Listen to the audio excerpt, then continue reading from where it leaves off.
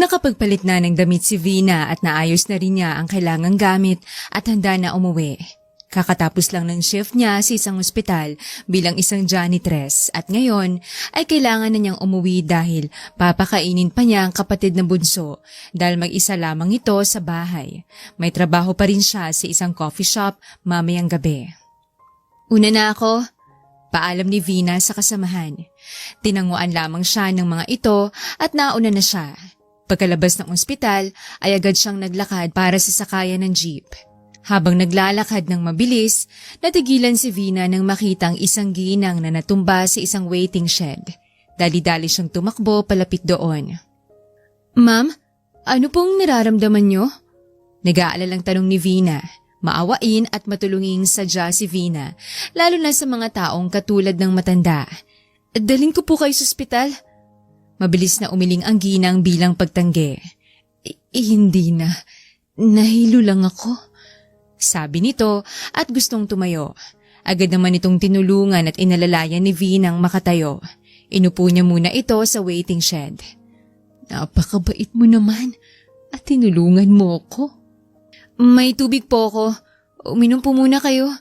Alok ni Vina. Pasado 2:00 na ng hapon at mainit pa rin. Wala po ba kayong kasama? Curious na tanong ni Vina.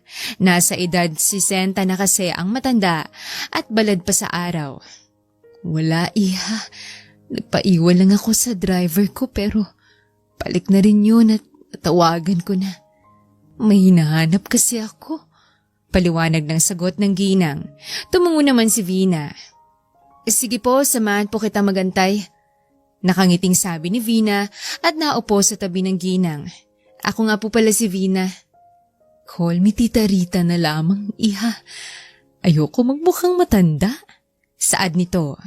Ilang taon ka na ba, iha? Single ka ba? Sunod-sunod na tanong nito. Nagtaka naman si Vina sa naging tanong nito. 24 years old po. Wala po akong boyfriend.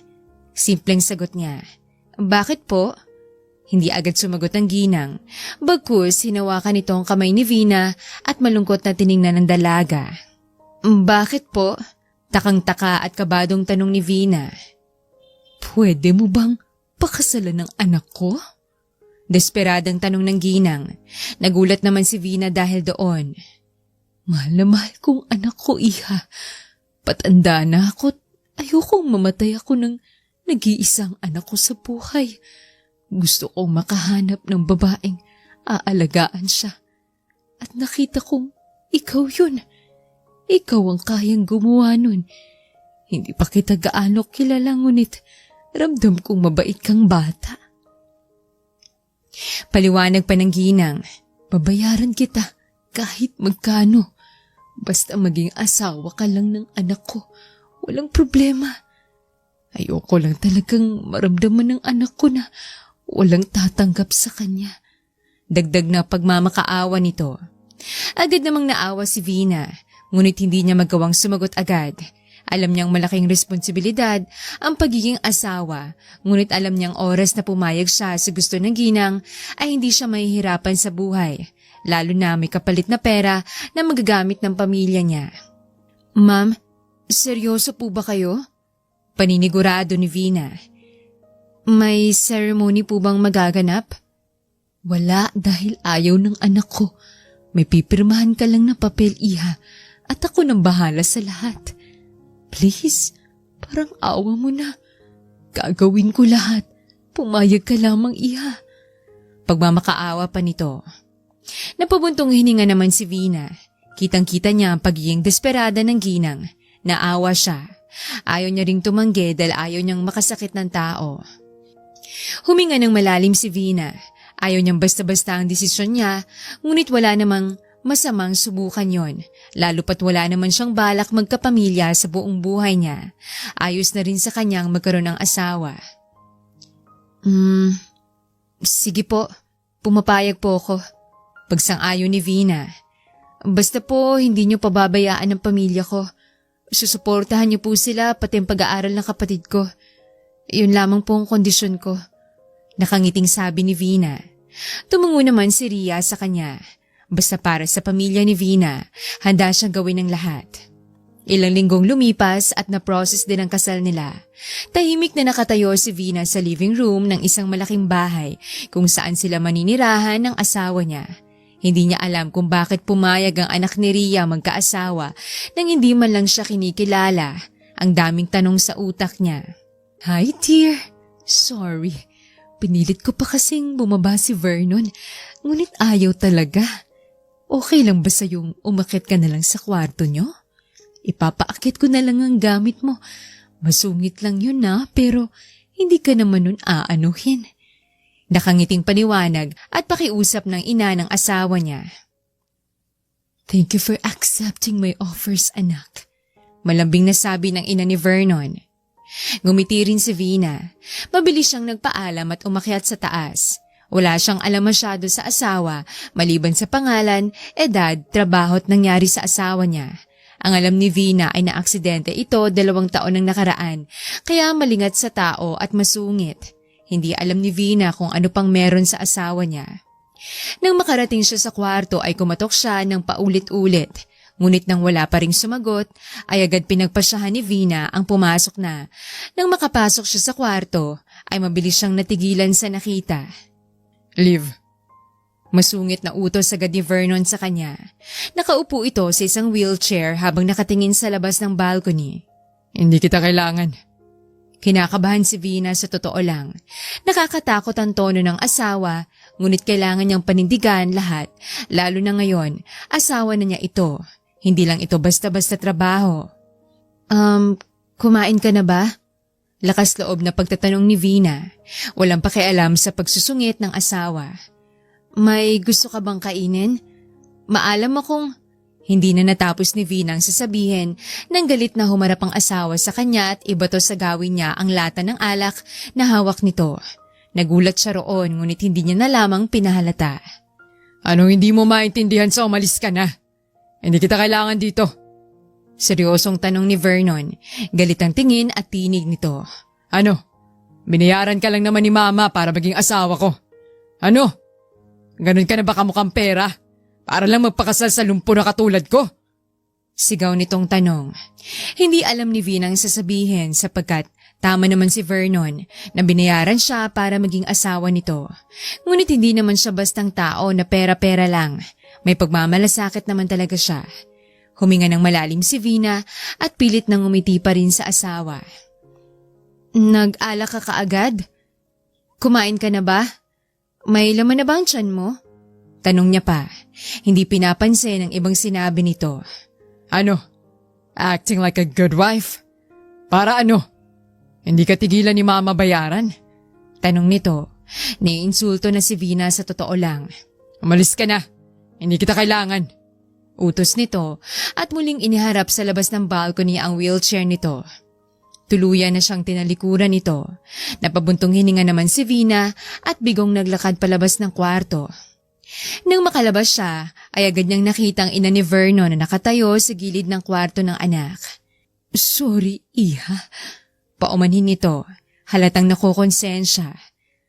Ayoko lang talagang maramdaman ng anak ko na he is useless. Kaya ginagawa ko lahat para maramdaman niya na hindi siya ganun. Paliwanag ni Rhea sa kanya. Ngumiti tumungo naman si Vina. Okay lang po, naiintindihan ko po. Sagot niya. Dahil sa nangyari, mas gugustuhin niyang magstay sa tabi ng asawa. Ipagtabuyan at awayin man siya nito, ay hindi siya susuko. Sa nakikita ni Vina ay kailangan niya lang makausap ng maayos ang asawa at palambutin ang puso nito. Hindi ko po alam ang nangyari sa kanya pero iintindihin ko po siya. Dahil tingin ko po ay kailangan niya rin ako. Nakangiting sabi ni Vina.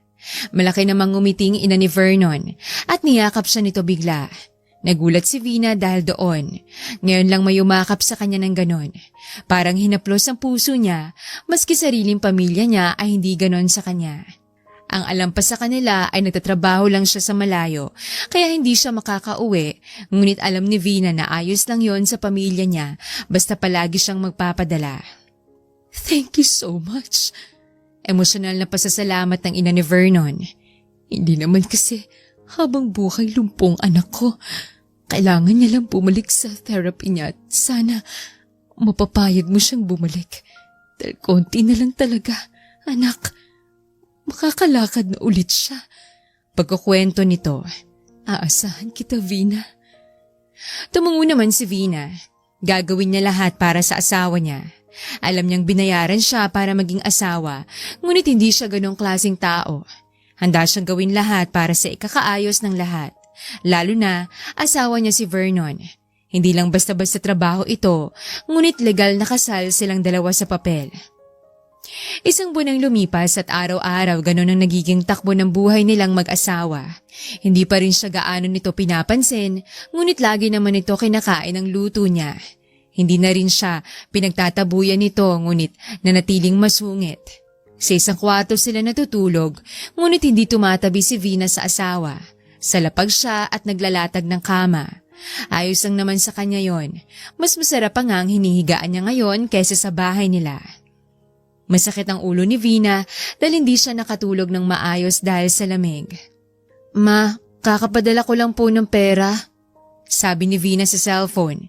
Nasa balcony siya ng kwarto nilang mag-asawa. Madaling araw pa lang pero nagising na siya dahil sa sunod-sunod na tawag ng mama niya. Bakit po ba ayaw magtrabaho ng asawa ni ate? Hindi na napigilan ni Vina ang sarili. 5 taon na siyang breadwinner. Pati pamilya na kapatid niya ay sagot niya. Kaya ni minsan ay wala nang tinira si Vina sa sarili. Ngunit hindi niya mapigilan ang sariling hindi magalit ngayon. Pati panghanda sa kaarawan ng pamangkin niya ay sagot pa niya. Anak, ano ka ba naman? Birthday naman yun ang pamangkin mo. Tsaka 10,000 lamang naman ang hinihingi namin. Pakiusap pa ng nanay ni Vina. Peke siyang natawa. Hindi niya talaga alam bakit ganito sa kanyang pamilya niya. Ma, 10,000 lang? Hindi niyo ba alam kung gaano kahirap kitain yan? Inis sa tanong ni Vina. Kung noon palagi lang siyang pumapayag sa gusto ng ina, ngunit ngayon ay iba na. Lalo na nahihiya rin siya sa pamilya ng asawa. Ayaw niya namang isipin lalo na Vernon na pera lang ang kailangan niya. May part-time pa rin naman siya tuwing gabi, ngunit tago lamang yon. Sige na ma, magpapadala na lang ako kung magkano kaya ko. Sabi ni Vina at pinatay ang tawag. Inis siyang napahilamo sa sariling muka at marahas na nagbuka ng buntong hininga. Kung buhay lang siguro ang ama niya, panigurado, hindi papayag yon na maghirap siya ng ganito. Mabigat ang dibdib na tumayo sa pagkakaupo si Vina. Naluluha siya, ngunit nagpipigil lamang siya. Pagod siya galing sa trabaho kagabi at kakauwi niya lang talaga kanina. Hindi alam ng asawa ng trabaho niya sa isang coffee shop sapagkat ayaw niya namang maabala pang malaman pa nitong bagay na yon. Ganun na lamang ang gulat ni Vina nang pagpasok niya ng kwarto ay gising na ang asawa. Nakaupo na ito sa kama habang nakasandal sa headboard at nasa kanyang tingin. Nang lingunin niya ang orasan ay 4:00 pa lang naman. May kailangan ka? Gutom? Tanong agad ni Vina at lumapit sa asawa. Pilit siyang ngumiti rito. May masakit ba sa'yo? Bakit ka ganyan? Tanong ni Vernon na siyang ikinagulat ni Vina. Ngayon lang siya kinausap ng ganito. Bakit ka ngumingiti ngayon?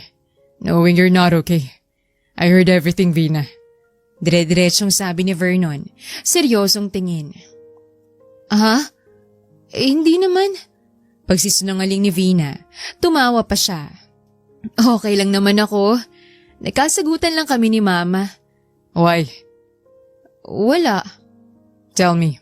Gusto ko marinig. Hindi nakasagot si Vina. Naninibago siya sa asawa, ngunit ayaw niya namang basagin ang namumuong pagsasama nila. Ngayong interesado ng asawa sa buhay niya, bakit siya lalayo, hindi ba? Ako kasing inaasahan sa amin. Nahingi sila ng pera para sa birthday ng pamangkin ko. Sagot ni Vina. Ayaw niya namang magsinungaling sa asawa. Ba't hindi mo sila responsibility? Sabi naman ni Vernon. Alam ni Vina yon. Hindi dapat sila humingi sa'yo ng pera. Alam ko naman. Pero ako na lang kasing inaasahan sa amin. Katwiran ni Vina. May pera pa naman ako. Don't. Hayaan mo sila. Hindi mo kailangang magpadala ng pera sa kanila. Pigil ni Vernon. Sobrang seryoso ng aura nito. Kinakabahan tuloy si Vinang makipagtalo pa sa asawa. Matulog ka pa. I know na kakauwi mo lang kanina. You have a job in the evening. Tapos gigising ka ng maaga. You should start loving yourself than others. Pangaral ni Vernon. Nagulat si Vina. Hindi niya akalain yon. Gulat na gulat siyang alam ng asawa niyang ginagawa niya. Mas nagulat pa siya na concerned din pala ito sa kanya. Hindi niya mapigilan ng sariling hindi ngumiti. Sige, sabi ni Vina at magandang ngumiti. Akmang babalik siya sa kama na nasa lapag ay mabilis siyang pinigilan ng asawa. Hinawakan itong pulsuhan niya. Bakit? Kunot noon niyang tanong. Sleep here. Tukoy ni Vernon sa tabi niya. Nanlaki naman ang mata ni Vina. Malamig sa lapag. Isang buwan ka nang natutulog dyan. Malaki naman ang kama. Dagdag na sabi ni Vernon. Seryoso ka? Hindi makapaniwalang tanong ni Vina. Baka hindi ka komportable. Mas hindi ka komportable sa baba. Kaya sige na, dito ka na matulog. Wala naman akong gagawing masama sa'yo. Matagal na napatitig si Vina sa asawa. Seryoso pa rin ang itsurang nakatingin sa kanya. Magandang ngumiti muli siya sa asawa, tsaka marahan na tumungo bilang pagsang-ayon. Kinuha ni Vina ang unan at kumot niya, tsaka marahan na tumabi sa asawa. Mabilis din nilamon ang antok si Vina, dala na rin ng pagod at antok. Idagdag pa na mas komportable at naging magaan ang tulog ni Vina sa kama nilang mag-asawa. Ilang linggo pa ang lumipas at masasabi ni Vina na mas nagiging maayos ang samahan nilang mag-asawa. Masungit at seryoso pa rin si Vernon sa kanya, ngunit kumpara dati, mas nakakausap at kasama niya na ito. Tabi na rin silang matulog lagi sa kama. Nasa garden sila ngayon ng bahay. Walang magulang ni Vernon dahil may inaasikaso sa opisina. Habang silang mag-asawa at ilang kasambahay lang silang naroon. Pwede ba akong magtanong? Imik ni Vina habang kumakain ng prutas.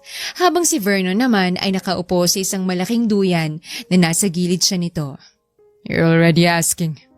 Napanguso naman si Vina sa sinabi ng asawa. So, pwede nga? Go. Simpleng sagot ni Vernon at nilingon siya. Basta magtatanong din ako. Sabi ni Vernon. Malaki naman ang ngumiti si Vina, tuwang-tuwa ng ngumiti. Ano bang nangyari? Bakit nagkaganyan ang paa mo? Tanong agad ni Vina.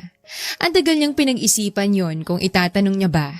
Natatakot kasi si Vina na magalit ang asawa sa kanya, oras na itanong niyang bagay na yon. Kung okay lang sa'yo yung tanong ko, sagutin mo. Kung hindi naman, ayos lang din. Accident. Tipid na sagot nito. It's almost 3 years. Pero wala namang nangyari. Ang sabi ng doktor, makakalakad pa ako. But after almost 2 years therapy, wala pa rin. Hirap pa rin ako. Halos hindi ko maramdaman ang paa ko. Paliwanag ni Vernon. Anong klaseng aksidente? Bakit ba tumigil ka na for therapy? Sunod-sunod na tanong ulit ni Vina. Gusto niyang makumbinsi ang asawa bumalik sa pagte-therapy. Car accident. I'm with my ex-girlfriend that time. I saved her. Tinulak ko siya palabas ng sasakyan para ako lang mabangga. Kwento ni Vernon. After that, she broke up with me. Because she chose herself and career. Hindi niya raw kaya mag-alaga na katulad ko. Sinubukan ko mag-therapy para sa magulang ko. And maybe balikan niya ako pero after ng ilang session, napagod ako. Ako na mismong umayaw. Nagtanggap ko na ganito na ako. I'm useless. Wala nang taong tatanggap sa akin. Damang-dama ni Vina ang sakit sa boses ni Vernon. Hindi niya mapigilan ang sariling malungkot sa kwento ng asawa. Huwag ka magsabi ng ganyan. Bakit? Hinarap ni Vernon ang asawa. Kundi ba dahil sa pera, papakasalan mo ba ako? Kundi ba sa offer ng magulang ko, magpapakaasawa ka sa akin? Sunod-sunod na tanong ni Vernon. Halata ang galit sa boses nito. Dalang naman sa pera kaya ka nagtitiis, di ba? Dahil binayaran ka na magulang ko para hindi ko maramdaman na nag-iisa ako, na walang pipili sa akin. Bakit? Kung hindi ka pa na-offera ng pera, tingin mo pagtitiisan mo isang katulad ko? Mariin na tanong ni Vernon. Galit na galit ang sigaw nito. Nagulat at hindi alam ni Vina ang sasabihin niya. Nasaktan siya. Damang-dama niya ang kerot sa puso niya. Sa halos 2 buwan na kasama niya si Vernon. Totoo lahat ng pinakikita niya. Ni minsan, hindi niya iniisip na dahil sa pera, kaya niya tinitiis at pinapakisamahan ng asawa. Ni minsan hindi pumasok sa utak ni Vina na kaya siya narito ngayon ay dahil lang sa pera. Sapagkat lahat naman na pinakikita ni Vina sa asawa ay totoo. Akala ni Vina alam ni Vernon yon, ngunit ang tingin pa rin sa kanya ni Vernon ay nandito siya ngayon para sa pera. Marahas sa suminghap si Vina at tumayo sa pagkakaupo. Akala niya magiging maganda ang usapan nilang mag-asawa. Ganyan bang iniisip mo? Na pera lang lahat? Hindi napigilan ni Vina ang sariling magalit. Gusto niyang pahabain ang pasensya niya at intindihin ng asawa, ngunit nasaktan at nainsulto talaga siya. Bakit? Hindi ba? Nakatingal lang tanong ni Vernon sa kanya. Hindi mo ako makikilala at pagtitiisan kundi dahil sa pera. All about this is just for money. Para sa pera, Vina. Kaya stop acting. Ang totoong pinakikita mo. And you care about me. Inis nang umisi si Vina dahil sa narinig. Gusto niyang umiyak at matawa na lamang. Ang ginawa niya magpakatotoo at pahalagahan si Vernon. Hindi niya akalaing ganito pa ang matatanggap niya. Wow, akala ko okay na tayo. Pekeng natawa si Vina. Umiwas siya ng tingin sa asawa. Ayaw niyang makita nito na nasasaktan siya. I'm being true here. Lahat ng pinakita at pinaramdam ko sa'yo, totoo. Oo, aminado kong pumayag ako dahil kailangan ko rin ng pera para sa pamilya ko, sa kapatid ko. Pero mas pumayag ako dahil sa awa na nararamdaman ko sa magulang mo. Lalo pa akong mas napapayag nung nalaman kong sitwasyon mo at nangyari sa'yo. Everyone in this world are not useless. Gusto ko'y paramdam sa'yo yun. Seryosong sabi ni Vina. Ubus na ang pasensya niya. Gusto kong maramdaman mo na hindi pa huling lahat. Na kahit ganyan ang nangyari sa'yo, may magpapahalag at mag-aalaga pa rin sa'yo. Pero anong ginawa mo? Ininsulto mo pa ako. Fine. Oo na, sige. Dahil na sa pera. Simula ngayon, wala na akong pakialam sa'yo. Bahala ka na sa buhay mo. Kung ganito lang palang tingin mo sa akin, mas maganda wag na tayong mag-usap. Seryosong sabi ni Vina. Hindi pagbabantayon. Totoo yon. Total ayaw mo rin naman sa akin. Mukhang perang tingin mo sa akin. Okay? Fine. Pagsang-ayon ni Vina. Bahala ka diyan. Yun ang huli niyang sinabi at iniwan ang asawa roon. Tinawag pa ni Vernon si Vina ngunit hindi na siya lumingon. Inis at pikon talaga si Vina. Ayaw niyang magtagal pa roon dahil baka ano pang masabi ni Vina sa asawa. Magpapalamig muna siya. Nasaktan at tagalit siya ngunit hindi naman iiwan ni Vina si Vernon. Kailangan niya lang talagang mapag-isa muna. Halos 3 araw na ang lumipas simula nang magkasagutan silang mag-asawa. 3 araw nang hindi kinakausap ni Vina si Vernon. Inaasikaso at iniintindi niya pa rin ito gaya ng ginawa niya noon. Ngunit kausapin o tingnan man lang si Vernon ay hindi niya kayang gawin. Napuno talaga siya. Ngunit ngayon ay kalmado na si Vina, sadyang hindi lang siya nangungunang makipag-usap sa asawa. Anak, magkaaway ba kayo ng anak ko? Tanong ng ina ni Vernon kay Vina habang nagliligpit sila ng pinagkainang mag-asawa. Ilang araw na kayong ganito? Akala ko ba ayos na kayo? Akala ko rin po. Sagot ni Vina, wala siyang gana. May pagkasalbahe talaga yung anak niyo, tita. Nakakainis na pero hayaan niyo po, hindi ko naman siya iiwan. Vina! Boses yun ni Vernon. Lihim na napairap si Vina at saka hinarap ang asawa. Nakararating lang. Nakasaklay ito ngayon. Samahan mo ko.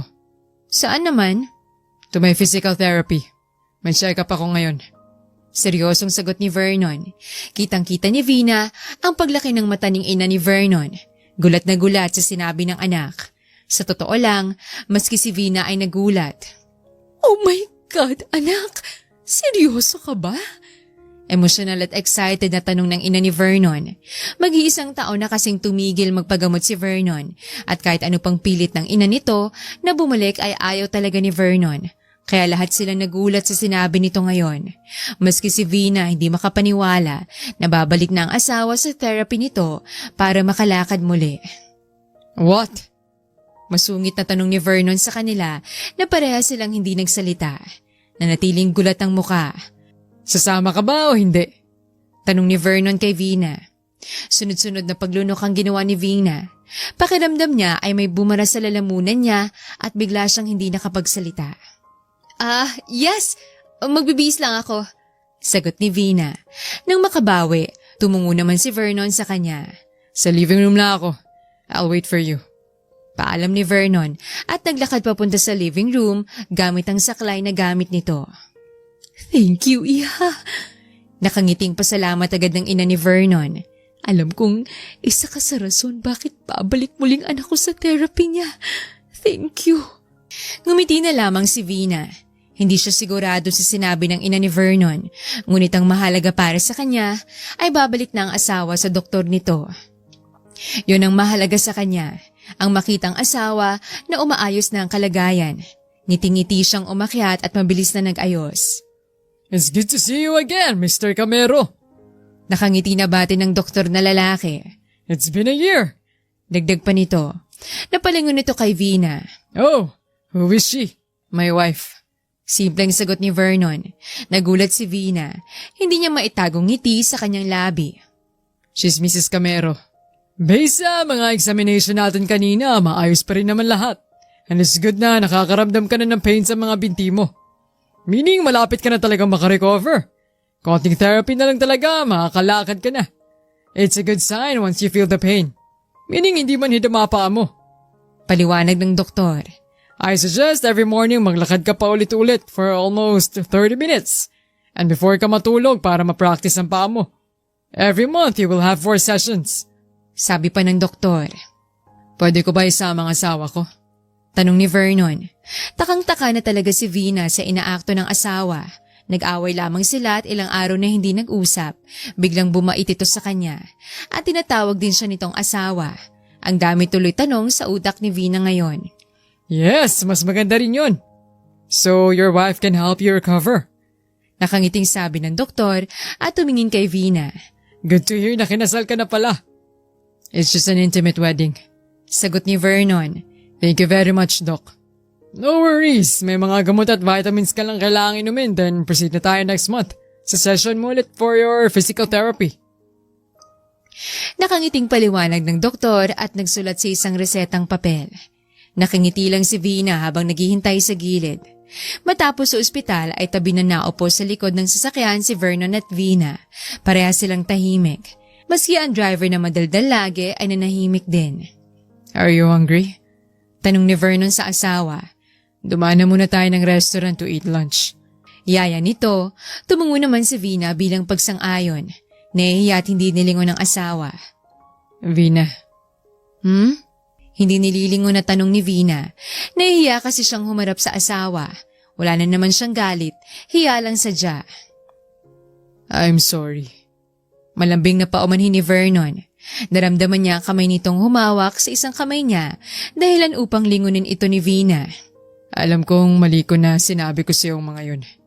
Dagdag pa ni Vernon. Titig na titig ito sa mukha ng asawa.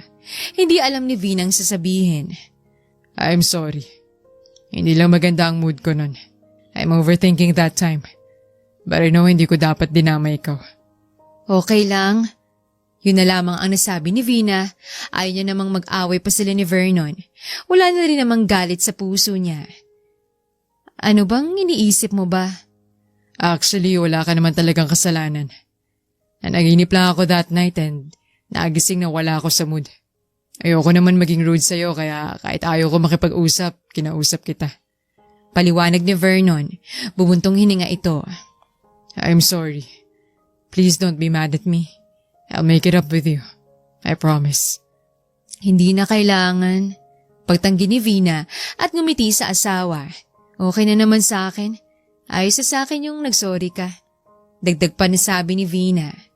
Umiling naman si Vernon. Hindi sang-ayon sa gustong mangyari ng asawa. No. Let's go on a date. I'll make it up with you. Sabi ni Vernon at ngumiti sa asawa. Marahan na hinaplos ni Vernon ang kamay ng asawa na hawak nito. Napalingon muli roon si Vina. Ang dami niyang tanong sa utak niya sa totoo lang. Naninibago siya sa kinikilos ng asawa. Hindi siya sanay na may pakialam ito sa kanya. Hindi siya sanay na ganito si Vernon sa kanya. Ngunit alam ni Vina sa sarili na kailangan niyang masanay. Lalo na ngayon, mas umaayos at gumagandang pagsasama nilang mag-asawa. Mas nagkakalapit sila sa isa't isa at mas nakikilalang isa't isa. Kinabukasan ay tanghaling nagising si Vina. Masyado silang napasarap mag-usap, magdamag, mag-asawa. Dahil sa usapan nilang dalawa at pagkakaayos nila ay mas naging maganda at maayos ang relasyon nilang mag-asawa. May date kayo? Malaking ngiti na tanong ng ina ni Vernon kay Vina. Natigilan si Vina sa pagluluto ng baon nilang dalawa para sa biyahe. Walang idea si Vina saan sila pupunta. Basta ang alam niya ay babiyahe sila ng malayo. Babawi raw po sa akin. Sagot ni Vina at tipid ng ngumiti. Baka po pala 2 araw daw po kami mawawala. He already told me, anak. Malaking ngiti na sabi ng ina ni Vernon. Enjoy your moment with him, iha. Alam mo, ngayon ko na lang ulit nakitang ngumiti at lumabas ang anak ko. It's been a year since ikulong niyang sarili niya rito sa bahay. Masaya nga po ako at naging open na sa akin si Vernon. Alam ko po naging mahirap para sa kanya lahat pero he was trying po. That's why I'm happy. Sabi ni Vina. Sa tingin ko po nagiging open na siya sa akin. Nagkakatiwala na siya sa akin. Masaya akong masaya ka rin, iha. Akala ko susukuan mong anak ko. Seryosong sabi ng ina ni Vernon. Napatitig ito kay Vina na ngayon ay magandang ngiti. Salamat at hindi mo siya sinukuan. I know my son is rude sometimes pero alam ko bilang ina niya na mapagmahal at maalaga na taong anak ko. Salamat po sa lahat, ma. Emosyonal na pasasalamat ni Vina. Alam niyang hindi siya sigurado sa pinasok na buhay nung una. Para sa pamilya niya, gagawin niyang lahat. Ngunit isang sigurado ni Vina. Hindi siya nagsisising, pumayag siyang magpakasal kay Vernon kahit hindi siya sigurado noon. Sapagkat kahit papano ay mas naging masaya at malayang naging buhay ni Vina kasamang asawa. Mas nahanap niya ang gusto ng sarili niya noong nagpakasal siya. Wala yun, iha. Malaki rin ang pasasalamat ko sa iyo. Naging dahilan ka para bumalik ang sigla ng anak ko. Nakangiting paliwanag ng ina ni Vernon. May pakiusap lang sana ako sa iyo, anak. Ano po yun? Bumuntong hininga ito at seryosong tumingin kay Vina na tahimik na naghihintay. Kilala ko ang anak ko at alam kong hindi malupit ang kanyang puso. Gusto ko lang sanang ipangako mo na hindi mo sasaktan ang anak ko. Hindi mo siya iiwan sakali, lalo na kung umabot man kayo sa punto na mahalin ka na ng anak ko. Hindi ko hihilingin na mahalin mo rin siya pabalik, ngunit sana ingatan mo huwag siyang masaktan. Ngumiti naman si Vina at tumungo. Naintindihan at nakuha niyang sinabi ng ginang. Kahit siyang nasa kalagayan nito ay gagawin niyang lahat, huwag lang muling masaktan ng taong mahalaga sa kanya. Huwag po kayong mag-alala. Hindi po mahirap mahalin si Vernon. Hindi siya mahirap alagaan at nangangako po kung kahit anong mangyari. Basta kailangan niya ako at gusto ko ng anak niyo. Kasama niya sa pang-araw-araw, hindi ako aalis. Lalo pat lumalalim na rin pong nararamdaman ko sa kanya. Seryoso at emosyonal na sabi ni Vina. Dahil kilala ni Vina ang sarili, hindi siya manhid para hindi maramdaman na nauhulog na siya kay Vernon. At para kay Vina, hindi mahirap mahalin ang isang katulad ni Vernon, isang lalaking maalaga at may pagpapahalaga. Lalo pat kailangan din ni Vernon ang taong magmamahal dito ng may pagpapahalaga at pagtanggap. At kayang ibigay ni Vina ang lahat ng yon, basta kailangan siya ni Vernon. Mabilis umawang ang labi ni Vina nang tumigil sila ni Vernon. Saglit niyang binitiwan ang wheelchair at napatitig sa magandang tanawin na nakikita nila ngayon. Kahel na kahel ang kulay ng langit at kitang-kita mula sa kinatatayuan nilang rooftop ang magagandang bundok at mga anyong dagat mula sa malayo. Akala ni Vina ay simpleng lugar lang ang pupuntahan nilang mag-asawa. Hindi niya akalain na dadalhin pala siya ni Vernon sa isang paraiso. Ang ganda dito. Mangha na sabi ni Vina. Siguro sa iba ay normal lamang yon, ngunit kay Vina, napakaganda ng mga tanawin na yon. Paano mo nalaman dito? Tanong ni Vina at nilingon ng asawa. Akala pa nga ni Vina pagdating nila sa hotel ay magpapahinga muna sila, ngunit agad siyang niyaya ni Vernon sa rooftop.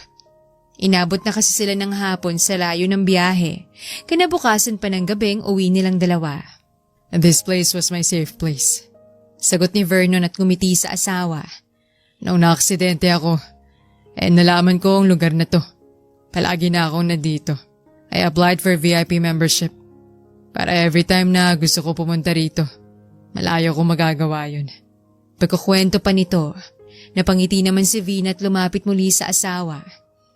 Thank you for letting me know your safe place. No problem.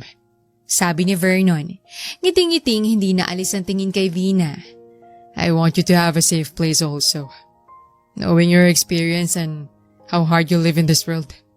Gusto ko sa mga oras na kailangan mo rin ang pupuntahan. Alam mong lugar na to. My safe place is also yours. Sayang-saya si Vina sa narinig. Marahan siyang bumaba mula sa pagkakatayo hanggang sa magpantay sila ni Vernon. Hindi niya akalaing may ganito kabait at kalambing na side ang asawa niya. Sobrang sayang nararamdaman ni Vina dahil kitang-kita at damang-daman niya na lumalambot ng asawa sa kanya. Hindi niya plinanong lahat, ngunit ibang pakiramdam na nagkukusang lahat para sa kanilang dalawa. Are you happy? Malaking ngiti sa tanong ni Vernon sa asawa. Inabot niya ang kamay ni Vina at inilagay ang palad nito sa mukha ng asawa. Oo, sobra. Sagot ni Vina. Hindi nawawalang magandang ngiti nito sa labi. Ngayon lang ako nakapunta sa ganitong lugar. I'm sorry. Mabilis kumunot ang noon ni Vina dahil sa sinabi ng asawa. Bakit? You need to settle for someone like me. Malungkot na sabi ni Vernon at mapait na ngumiti. I know you're only staying dahil naawa ka sa akin. Nangako ka sa magulang ko. Vernon, seryosong-seryoso na sabi ni Vina. Ayaw niyang mag-away na naman silang mag-asawa kaya pilit niyang pinapakalma ang sarili. Naiintindihan ko kung nag-iisip ka ng kung ano-ano. Pero wag mo naman sanang ibaba ang sarili mo. Totoo naman. Pabigat ako. Hindi na pinatapos ni Vina ang asawa. Mabilis niyang hinawakan ang mukha nito at pinagkatitigan nito. Hindi ka pabigat sa akin. Ikaw pang naging biyaya sa buhay ko. Kaya kahit kailan, wag mong iisiping pabigat ka. Okay? Malambing na sabi ni Vina at hinaplos ang mukha ng asawa. Paano kung di na talaga ako makapaglakad? Ano? Aalagaan mo na lang ako habang buhay? Paano naman ang sariling kasiyahan mo? Sunod-sunod at seryosong tanong ni Vernon sa asawa. Damang-dama ni Vina ang pait at lungkot sa tono nito. Napabuntong hininga naman si Vina. Ano naman? Kaya mo nga ako asawa para may kasama ka sa buhay. Ano naman kung kailangan kitang alagaan habang buhay? Hindi ba ako magiging masaya sa'yo kahit pa habang buhay tayong ganito? Tahimik si Vernon.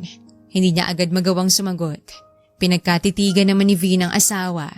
Halatang halata niya sa itsura nito na nag-iisip at napapaisip ito. Ngumiti si Vina at marahan na hinaplos ang pisngi ng asawa dahilan upang lingunin muli siya nito. Vina, are you serious about this? About me? About us? Tanong ni Vernon. Nakikiusap ang mukha nito. Kasi hindi na ako nakikipagbiruan dito, Vina. Halos bulong na ang pagkakabigkas nito. I've fallen. Pag-amin ni Vernon, nagulat naman si Vina. And I keep falling in love with you every day. Kung seryoso ka na sa akin, hindi na kita papakawalan. Anong ibig mong sabihin? Dinala kita because I'm planning to let you go. Ayoko makulong ka sa buhay na ganito. Kundi naman seryoso at hindi mo naman ginusto. Ayoko maging selfish. That's why I invited you here. Para for the last time, may memories akong itatabi. Oras na pakawalan na kita. Hindi magawang umimik ni Vina. Mabilis na masa ang mata niya. Hindi siya makapaniwala. Gusto niyang matawa ng mapakla. Ramdam na ramdam niya ang pagpatak ng mga luha niya. Ba't mo naman naisip yun? Naiiyak na tanong ni Vina. Unti-unti siyang nanghina at napayakap sa asawa.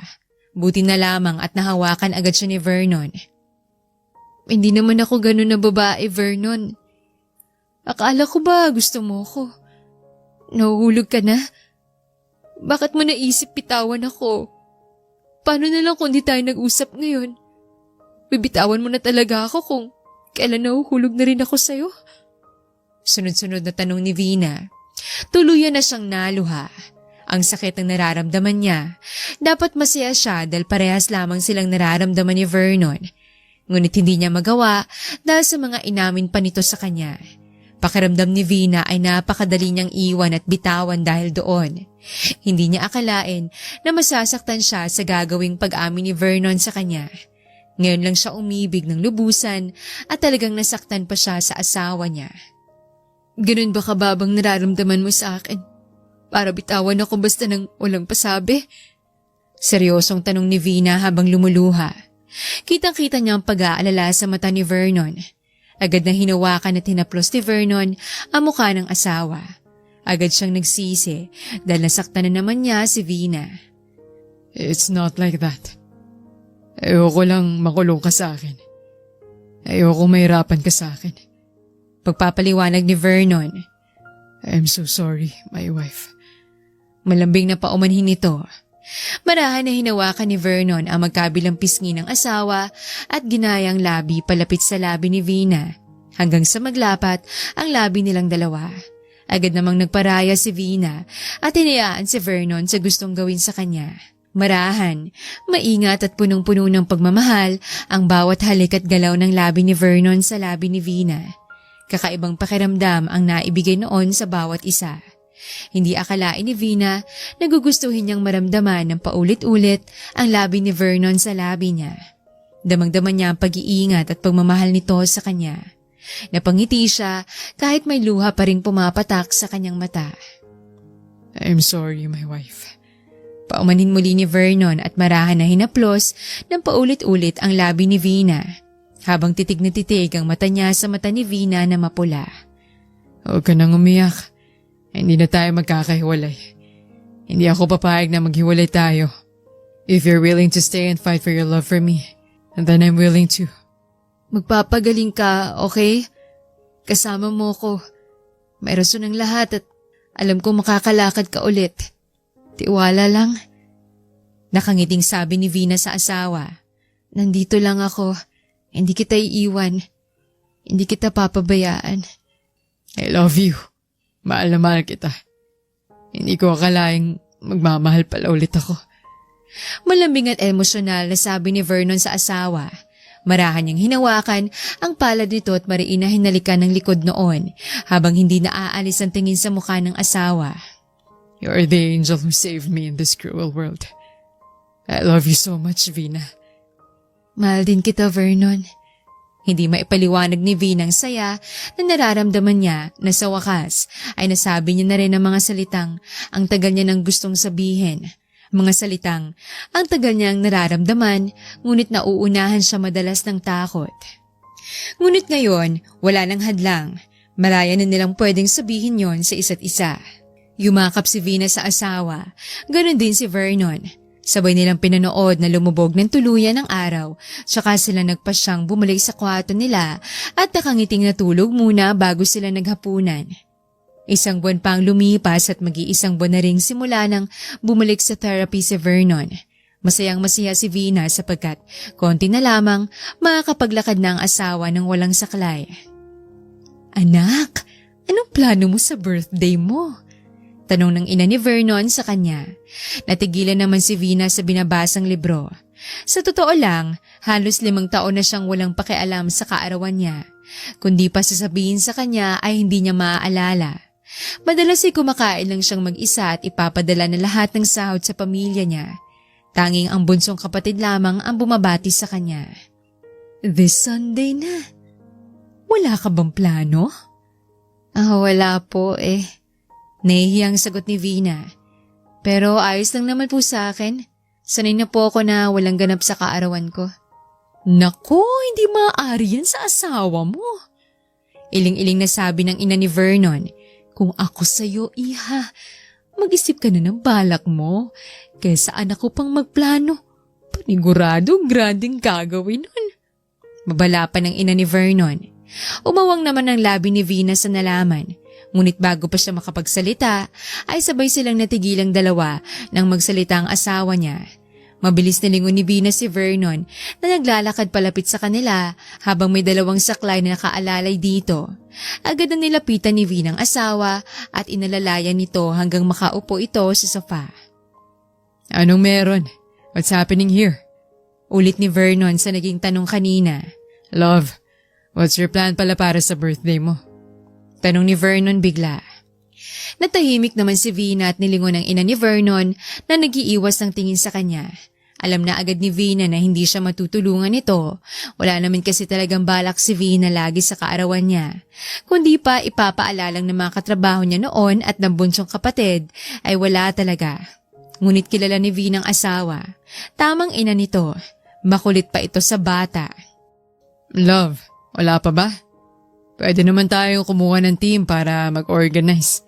Hindi pa natapos ni Vernon ang sasabihin dahil mabilis na nag-react si Vina. Ha? Team? Ala, wag na. Tutol ni Vina. Hindi naman niya kailangan yon. Wala rin naman siyang papupuntahin. Hindi nagpaparamdam sa kanyang pamilya niya basta tuloy siya sa pagpapadala. Tanging ang bunsong kapatid ang nakakausap niya paminsan. Then tell me, what do you want? Bakit ba kasi kailangan pa? Love, it's your birthday. Of course, kailangan nating mag-celebrate. Napabuntong hininga si Vina. Wala talaga siyang magagawa sa ganitong usapan pagdating sa asawa. Natigilan si Vina at napaisip. Halos ilang minuto rin siyang nag-isip. Nakapagpaalam na sa kanilang ina ni Vernon na aalis lang dahil nahanap ito ng asawa. Habang si Vernon naman ay tahimik na nakayakap at hiling sa kanya habang hinihintay nito ang sagot ni Vina. Love? Agaw pansin ni Vernon sa asawa ng ilang minuto ay hindi pa rin ito nagsasalita. May naisip na ako. Hindi ko alam kung okay sa'yo. Ano yun? Humiling din si Vina sa asawa at yumakap. Okay lang ba sa isang orphanage tayo? Gusto ko mag-celebrate kasama mga batang walang magulang. Tapos mabigay tayo ng mga pagkain and essential things para may magamit sila. Kung okay lang sa'yo, ikaw kasing gagastos eh. Nahihiyang paliwanag ni Vina. Dinig niya naman ang pagngisi ng asawa. Nang lingunin niya ito ay malaking ngiti nito sa labi. You're not just beautiful, but also kind and generous.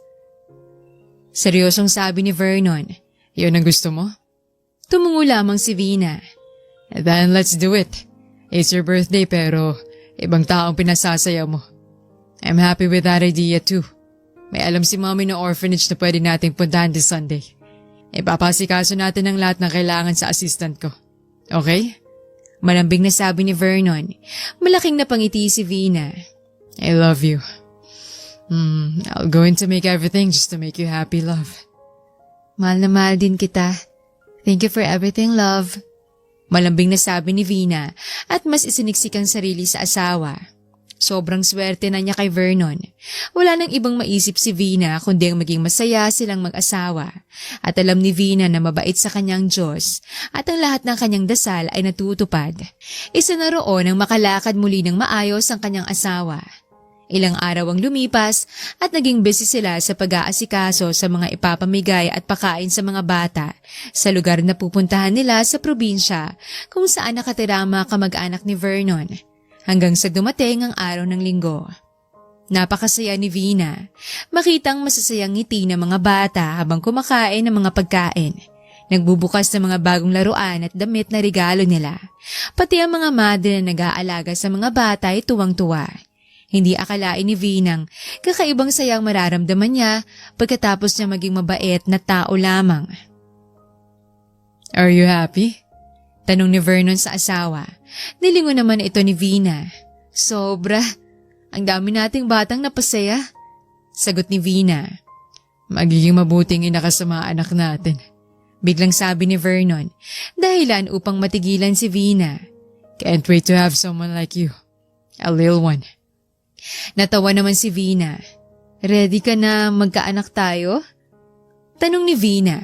Ilang buwan na silang mag-asawa. Mag-iisang taon na nga sa totoo lang, ngunit ni minsan hindi nila napag-usapan ang bagay na yon.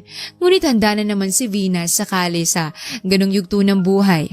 Lalo pat may nangyari na naman sa kanilang mag-asawa ilang beses na. Oo, Walang pag-aalinlangang sagot ni Vernon. sigurado na ako sa'yo, Vina. Lagi akong handa. Ikaw na lang inaantay ko. Seryoso na dagdag pa ni Vernon. Natahimik si Vina dahil sa narinig sa asawa. Lihim siyang napangiti. Ni minsan hindi naisip ni Vina ang magkaroon ng sariling pamilya o magkaroon ng asawa, ngunit dahil kay Vernon, nagbabago lahat ng gusto niya, pati na rin ang pananaw niya.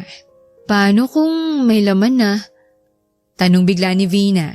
Hindi niya alam saan niya nakuha ang tanong na yon. Pakiramdam niya ay nagkusa lang ang utak at bibig niya. Ayos lang sa'yo? Of course, anak natin yan. Sagot ni Vernon at tinalikan ang sentido ng ulo ni Vina. Napangiti si Vernon. Ang tagal kong pinangarap na maging ama. Akala ko imposible na mangyari. Alam ko dahil sa'yo, magbabagong lahat. Konting therapy na lang, siguradong makakalakad na ako. Lahat ng to'y pinagpapasalamat ko sa'yo. Bakit palagi sa akin? Natatawang tanong ni Vina. Because you're just like an angel. Naligtas mo ako ng mga oras na ubos at pagod na ako. Ikaw ang nagbigay kulay at pag-asa sa akin, Vina. And now, look at me. Improving at pagaling na talaga. Kaya hindi ako magsasawang habang buhay mahalin at pasalamatan ka. Malaking ngiti na paliwanag ni Vernon sa asawa.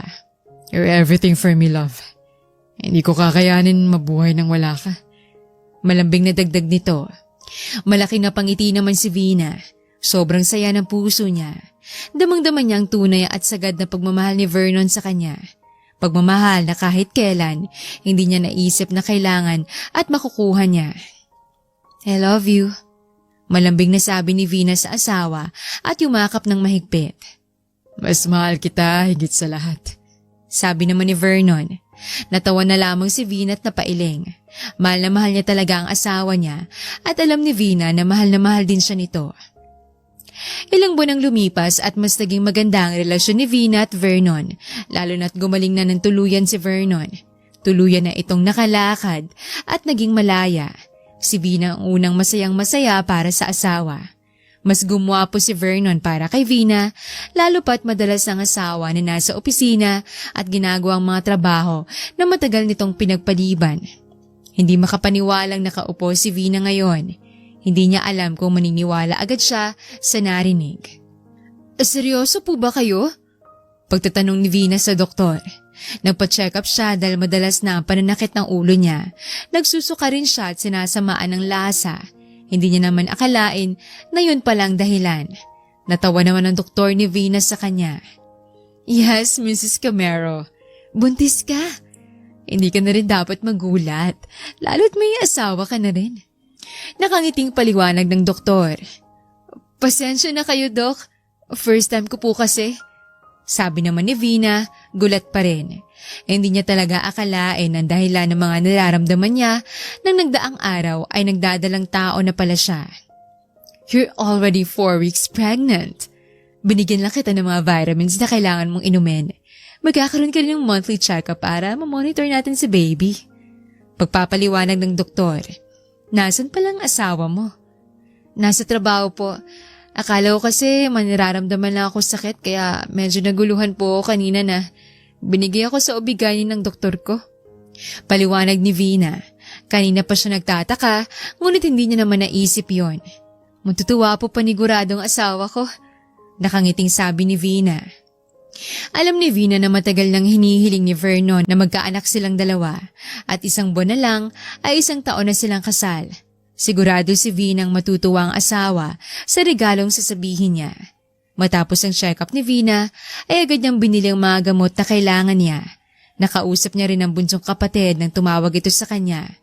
Habang kinamusta naman siya kahit papano ng ina, sanay na si Vina sa ganoong buhay at ayos na rin siya sa ganoon basta maayos ang buhay ng pamilya niya. Agad nagpunta si Vina sa isang sikat na cafe nang makaramdam siya ng gutom. Ganun na lang ang pagtataka niya nang habang naghihintay siya ng order ay may umagaw sa atensyon niya. Hi! Malaking ngiti na batis sa kanya ng isang babae. Can I talk to you? Malambing ang boses nitong tanong. Gulong-gulo namang tumungo si Vina. Hindi niya alam bakit siya biglang kinausap nito. At sa totoo lang, ay ibang nararamdaman niya sa babae. Bakit po? Sino po ba sila?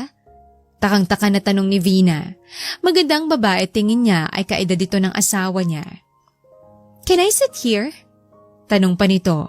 Tumungo na lamang si Vina. I'm Nikki. Pakilala nito.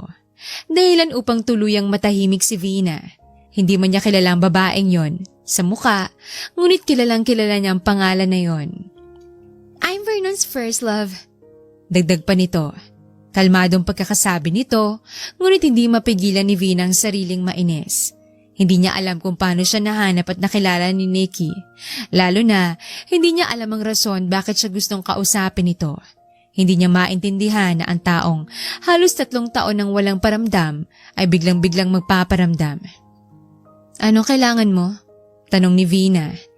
Hindi kita kilala ng lubusan at hindi ko alam ano ang intensyon mo. Ayoko na ring mag-aksaya pa ng panahon. Seryosong dagdag ni Vina. Kita niya naman agad ang iritadong ngiti ni Nikki. You know na ako lang naman ang naging babae ni Vernon sa buhay niya. Hindi ba? Nangaasar ang ngiti na tanong ni Nikki. Can I ask you about something? Ano? I still love him. And gusto ko maayos kami ni Vernon. I realized hindi ko pala talaga kayang wala siya. At hindi ko magagawang bagay na yon kung nandito ka. Ano gusto mong mangyari ngayon? Paninigurado ni Vina. Makipaghiwalay ka sa kanya. Iwan mo siya. At hayaan mong ayusin ko ang relasyon namin na nasira noon. Seryosong sabi ni Nikki. Hindi makapaniwalang tiningnan ni Vina ang babae. Gusto niyang matawa at manakit sa inis. At bakit ko gagawin yon? Sagot ni Vina. Ayaw magpatalo. Kung alam niyang ganito at walang kwenta lang din ang sasabihin ni Nikki sa kanya, baka umalis na lang siya agad kanina at sa bahay na lamang kumain. Lalo pa nag-aantay na si Vernon sa kanya na makauwi siya. Because I said so. Pagtataray pa nito. Inis na tumawa naman si Vina. Tumayo siya sa pagkakaupo at inis na hinarap si Nikki. What?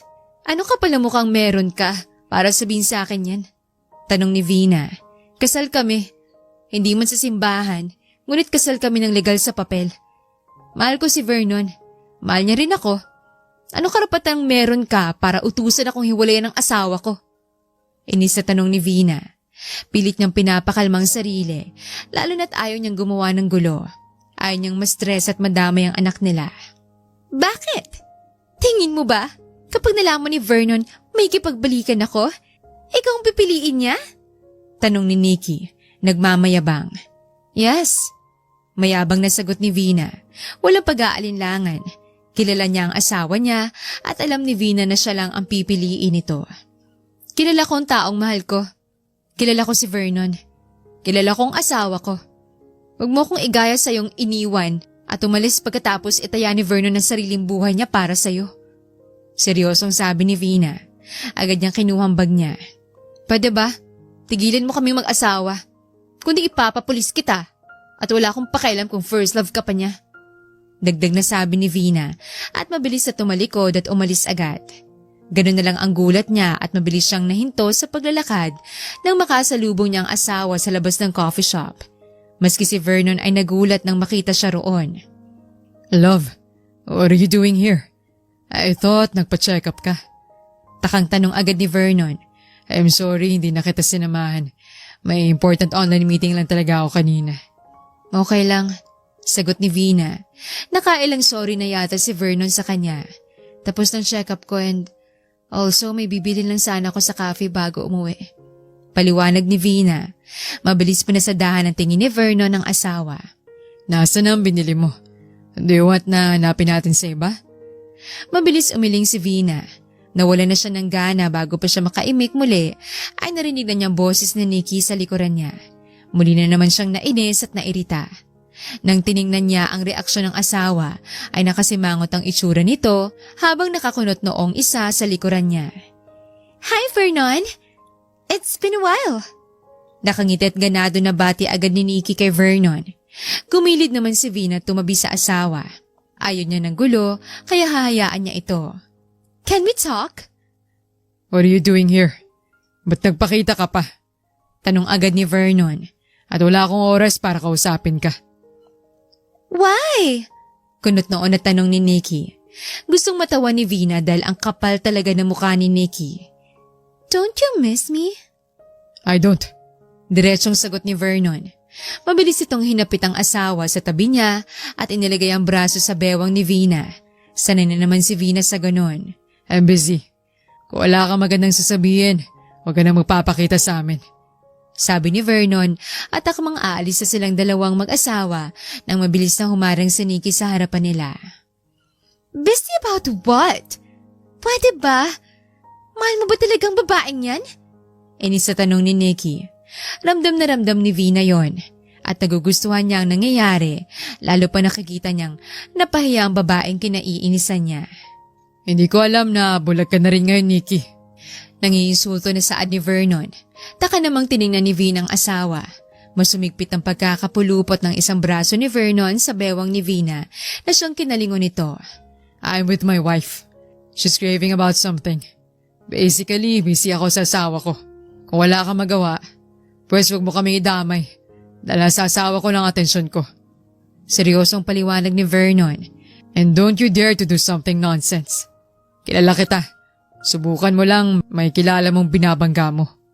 Pagbabanta pa ni Vernon at tuluyang niyayang asawang umalis. Nang makarating ang dalawa sa sasakyan, pansin agad ni Vernon ang pagiging tahimik ng asawa. Love, may sinabi ba siyang kinagalit mo? Nag-aalalang tanong ni Vernon habang nagsimula ng nagmaneho pa uwi. Wala naman. Simpleng sagot ni Vina. Totoo naman yon. Wala namang nasabi si Nikki sa kanya. Idagdag pa na wala lang para sa kanya yon. Marahang napalingon si Vina sa asawa nang maramdaman na hinawakan niyang kamay niyang nakalagay sa mga hita niya. Marahan itong sinakop ni Vernon at dinala yon sa labi para halikan. Bakit? Tanong ni Vina. Are you sure? Bakit hindi ka nagsasalita? Ayoko nag-iisip ka ng kung ano. Kaya tell me kung may nangyari man habang wala ako. Mahinahon na tanong ni Vernon sa asawa. Napabuntong hininga naman si Vina at saka ngumiti. Wala talaga. Nawala lang ako sa mood dahil bigla siyang sumulpot. Kahit wala namang kailangan talaga. Nainis lang ako sa mga sinabi niya na wala namang kwenta. Paliwanag ni Vina. Ang ganda pa naman ng mood ko kasi may mahalaga akong sasabihin sa'yo tapos dumalis siya ng ganun. Love, don't worry. Kung ano man ang nasabi niya, hindi mahalaga yon, okay? I love you. At ikaw ang asawa ko. Malambing na sabi ni Vernon. Tumungo naman si Vina at ngumiti.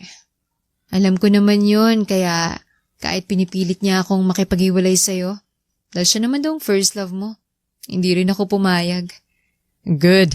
That's my wife. Proud na sabi ni Vernon. Lumabas ang magandang ngiti sa labi nito. Tell me more. Utos ni Vernon. Ano pa? Tapos pinamumukha niya sa akin na first love siya. Na siyang unang babaeng minahal mo. Ganon.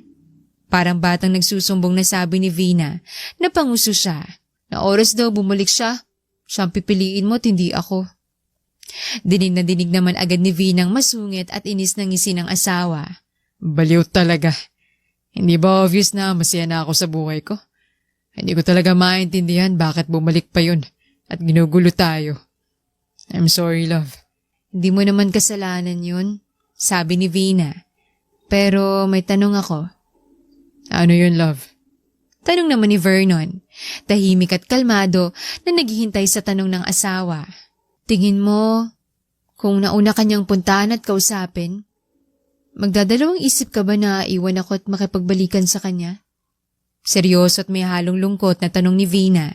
Hindi niya alam bakit niya pa na itanong yon. Love, una, bakit mo naisip yan? Tanong ni Vernon sa kanya. Bago ko sagutin ang tanong mo, bakit mo naisip yan? Napabuntong hininga naman si Vina at mapait na ngumiti. Kasi, base sa naririnig ko noon, gaano mo siya kamahal, na maski sarili mong buhay handa mong ibuwis para sa kanya. Mailigtas mo lang siya. Paliwanag ni Vina. Malaki naman ang tiwala ni Vina sa asawa. Sobrang laki kung kaya't naiinis siya kahit papano sa sarili dahil sa sariling tanong at iniisip. Agad naman naramdaman ni Vina ang marahan na pagpulupot ng braso ni Vernon sa bewang niya at hinapit siya nito hanggang sa maihiling na ni Vina ang katawan sa dibdib ng asawa. Love, first of all, I understand bakit ganyan ang naging tanong at iniisip mo. Panimula nito. Of course, we had a past. Minahal ko, minado ko dun. Pagpapatuloy nito. Ni katiting na kirot ay wala man lang naramdaman si Vina. Pero hindi ibig sabihin nun na oras na bumalik siya iiwan at pababayaan na kita. Sabi nito, nagangat ng tingin si Vina at magandang ngiti agad ang sinalubong ng asawa. You're my wife. You're the one who's there when I need someone. You're the one who stayed. You're the one I love the most. More than anything. Kaya bakit ko pipiliin bumalik sa taong iniwan at pinabayaan ako? At sinaktan ako ng mga oras na kailangan ko siya. Hindi ako ganon kabaliw para pumili ng taong hindi mahalaga for me. Ikaw ang mahal ko. Ikaw ang asawa ko. At ikaw lang, wala nang iba. Ikaw lang palagi. Emosyonal at malambing na sabi ni Vernon sa asawa. Pinataka ng magaan na halik ni Vernon ang labi ni Vina. I love you so much, Vina. Kahit magmakaawa pa si Nikki sa akin, wala akong pakialam. Maybe she's my first love. But she's just the first love. Nothing else. Wala nang iba. At ikaw ang mahal ko. Palagi at panghabang buhay. You're my last and forever love. And no one can change that. Trust me, love. Ikaw na lang. At kung hindi ikaw, wag na lang. Madamdamin na sabi ni Vernon. Mahigpit na niyakap nito si Vina na siyang ginantihan naman ni Vina yon.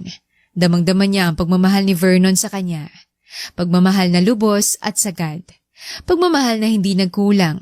Wala nang mahihiling na iba si Vina kundi ang maging masaya na silang magpamilya habang buhay, lalo pat magkakaanak na silang dalawa.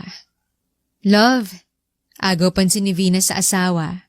Nasa kwarto sila ngayon at kakatapos lang nilang maligo at kumain. Handa na silang matulog.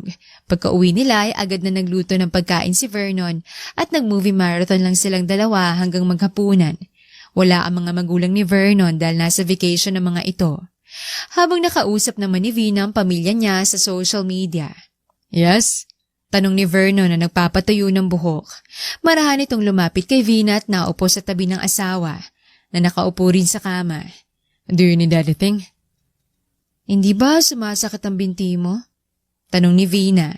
Halos magdadalawang buwan na rin simula nang makalakad na ng maayos si Vernon. May oras na hirap pa rin ito, lalo na kapag nananakit bigla ang binti nito ng sobrang sakit.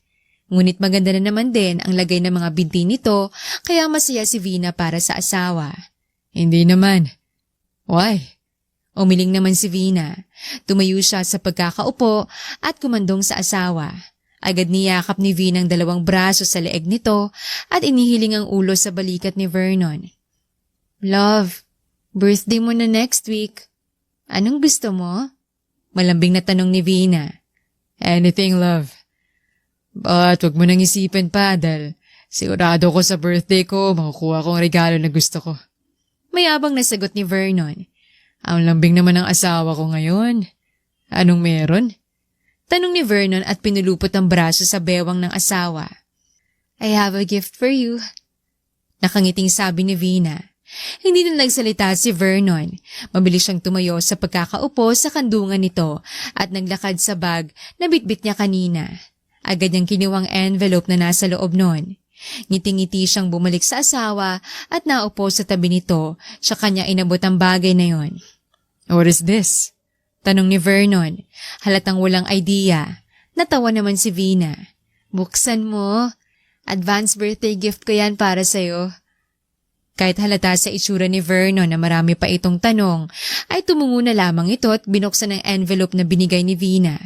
Kitang-kita ni Vina kung paano nagpalit ang nagtataka mukha ni Vernon ng gulat at pagkabigla nang makita nitong ultrasound ni Vina kanina.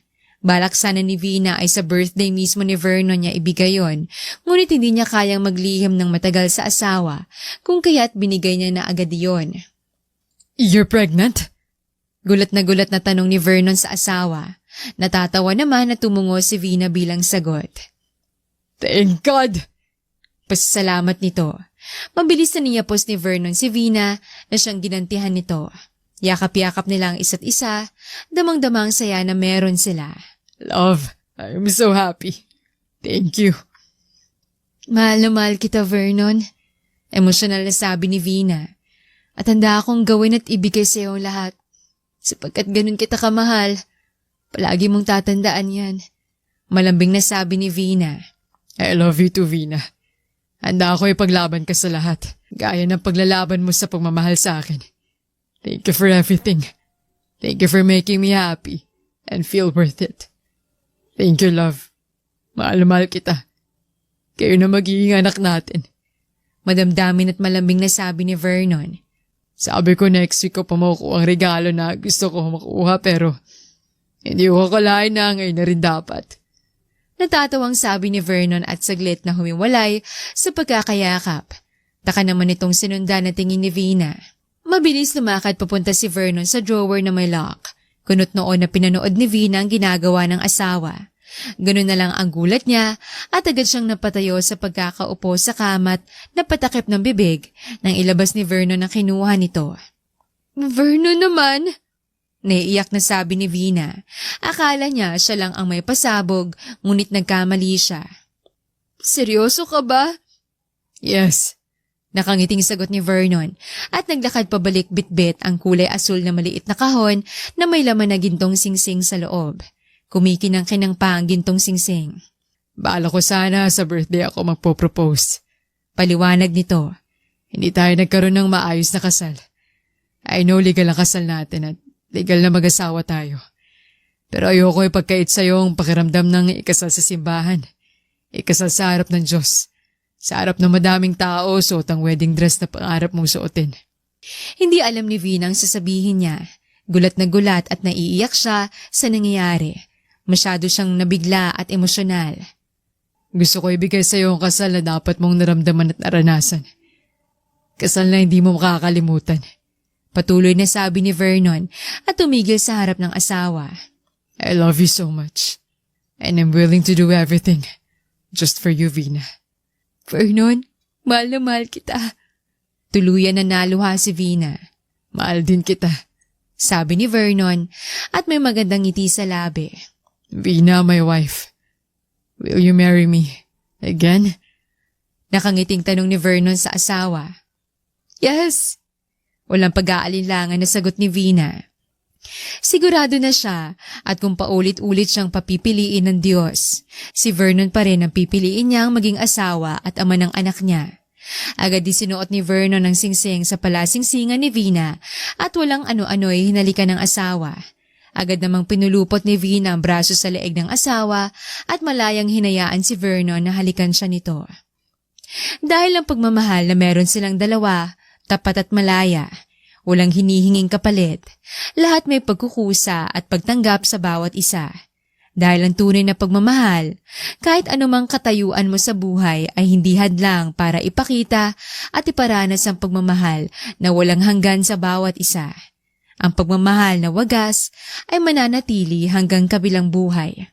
Sa huli, kinasal si Vina at Vernon sa pangarap nilang simbahan. Kasalan na napuno ng masasayang alaala, punong-puno ng pagmamahal at pagiging tapat sa bawat isa. Ang tunay na pagmamahal ay walang hinihiling na kapalit, sapagkat ito'y kusang darating anumang mangyari. Sa huli, sila'y nabuhay ng masaya at payapa kasamang kanilang mga anak. Magpawalang hanggan, magpakailanman.